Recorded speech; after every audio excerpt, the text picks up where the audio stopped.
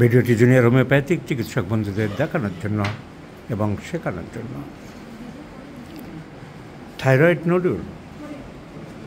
Nodule 3 রকমের হয়: solitary nodule, multi nodule এবং গয়টার। থাইরয়েড গ্ল্যান্ড গলার মাঝখানে যে গ্ল্যান্ডটা আছে অনেকে জানা, প্রজাপতি শেপ। এই দুই দিকে তো লোব আছে, একটা হচ্ছে রাইট লোব, একটা হচ্ছে left lobe, connected by isthmus joint. So right লোবে সোয়েলিং হতে পারে, নোডিউল হতে পারে, লেফট লোবে হতে পারে। সাধারণত দুটো লোবের যে কোনো একটাতে হয়। এই থাইরয়েড লোবে কোনো রকম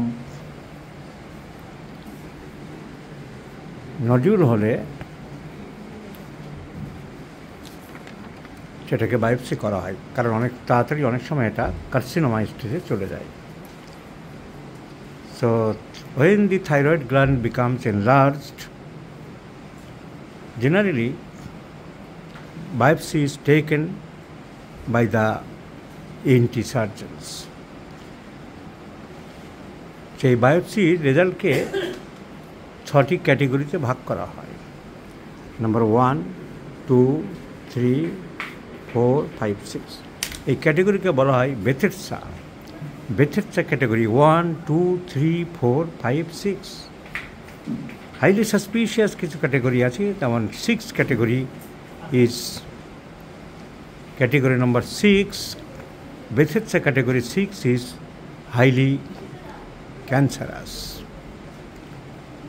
So this patient is a 39 years old, has come to us, তার মুখটা আমি দেখাবো না, category 6. He has developed after biopsy Behcet's category 6.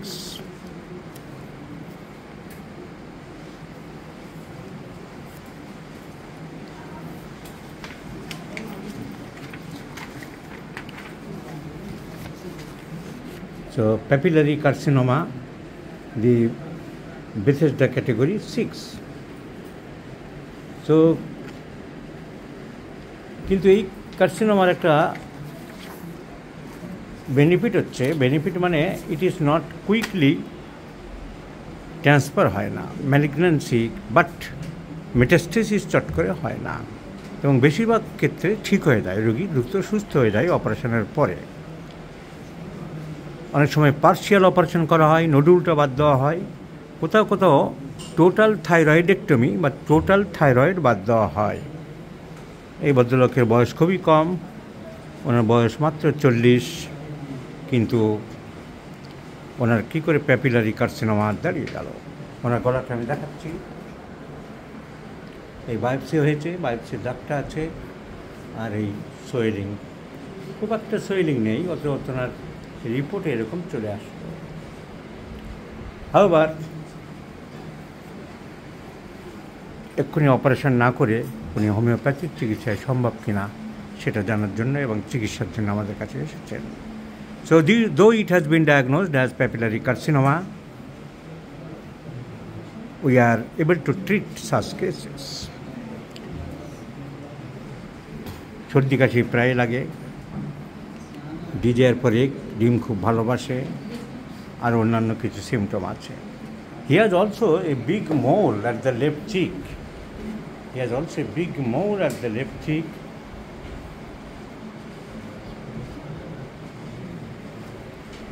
So its condition is also not good. এবং লক্ষ্য করে দেখেছেন উনি যে থাইরয়েডের কমপ্লেনটা করোনা ভ্যাকসিন নেওয়ার পর থেকে হয়েছে। So warts and moles in the body, one mole is very big. I have shown you the disease is papillary carcinoma.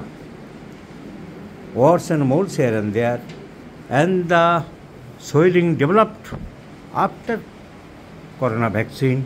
So our choice of medicine is T-Occidentalis, twice in a day, morning and evening.